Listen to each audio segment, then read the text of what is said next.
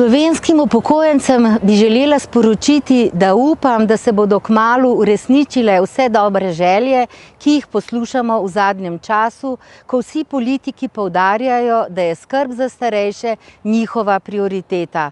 Dobro vemo, da v zadnjih 20 letih ni bilo dovolj narejenega za starejše in menjale so vse vrste oblasti. Od leve do desne, veliko je bilo obljub, veliko strategij, konkretnih ukrepov in dejavnosti pa premalo.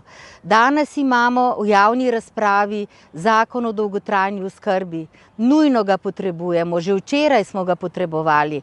V tej razpravi smo dali veliko konkretnih, dobrih izboljšav. Vsi, tako izvajalci kot strokovna in laična javnost. Upamo, da bodo pripravljalci razumeli našo željo po dobrem zakonu in bodo te pripombe upoštevali, morda celo malo podaljšali javno razpravo in potem dali v ponovno razpravo dopolnjen, boljši zakon o dolgotrajni oskrbi, ki bo napisan na kožo vseh starejših, pa tudi tistih mlajših, ki bodo koristili storitve dolgotrajne oskrbe.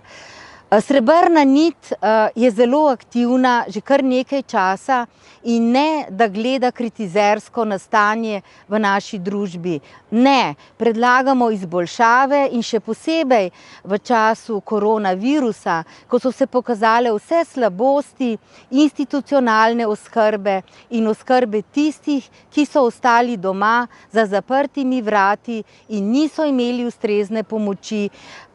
Veliko predlogov smo dali. Skrbi pa nas, ker ne dobivamo odgovorov na naša javna pisma, niti ne čutimo, da bi se dejansko kaj premikalo, čeprav je situacija izjemno zaskrbljujoča.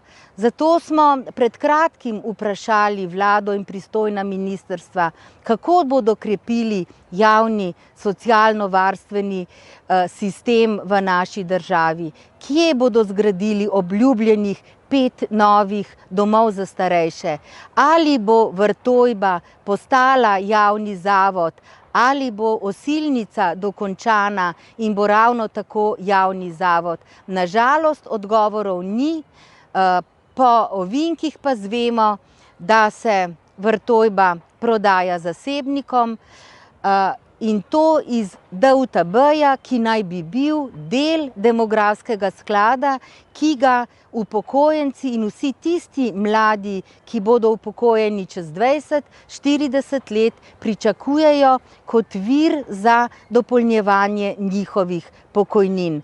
Prepričani smo, da bi morali to državno srebrnino, ki jo še imamo, ohraniti in skrbeti, da bi se v demografskem skladu denar plemenitil samo za pokojnine, za čase, ko bo tega denarja v pokojninski blagajni in v proračunu premalo.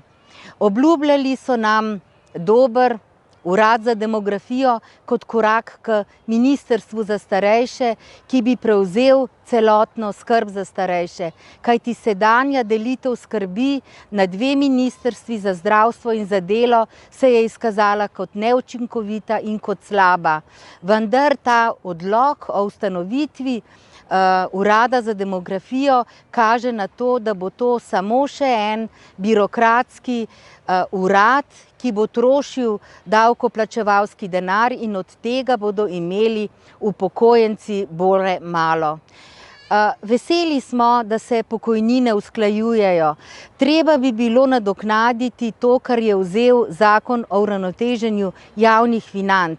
Veseli smo tudi, da so vsi upokojenci dobili turistične bone, vendar nas žalosti, da tisti, ki jih ne morejo koristiti za osnovni namen, ne morejo doseči, to je bila tudi pobuda Srebrne niti in številnih upokojencev, da bi v enem od korona zakonov, verjetno bomo imeli še korona 6 zakon, naredili izjeme, kako bi tudi tisti starejši, ki imajo tako nizke pokojnine, da ne zmorejo nikamor in bi porabili ta denar v drugačne namene za življenje, morda za praznovanje okrogle obletnice, 80-letnice v nekem gostišču, kar bi tudi na nek način pomagalo turizmu in zaposlenim v turizmu, vendar odgovora na naše pobude ni.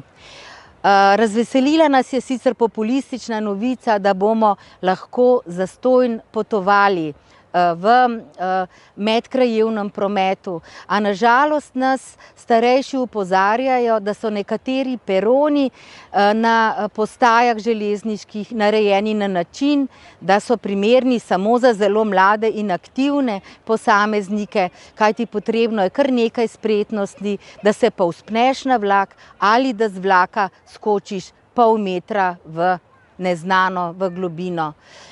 Podobno velja za avtobusne prevoze. Po televiziji smo gledali prispevek, kako se pred avtobusu drenjajo množice in kako bentijo vsi na starejše, ki se silijo in hočejo potovati, vendar sistem rezervacij ni urejen na način, da bi tisti, ki zagotavljajo, prevozniki naročili več avtobusov. Vemo, da avtobusi stojijo, ker ni potovanj v tujino in tako naprej.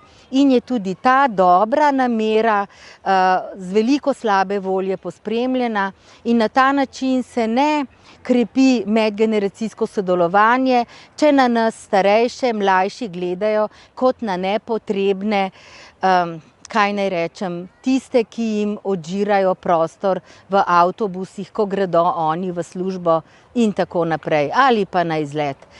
Tako, da si želimo več sodelovanja s starejšimi, ko se določene aktivnosti oziroma uredbe vlade sprejemajo, da se nas povpraša, kaj mislimo tudi mi starejši, ker si ne želimo, da odločajo o nas mimo nas.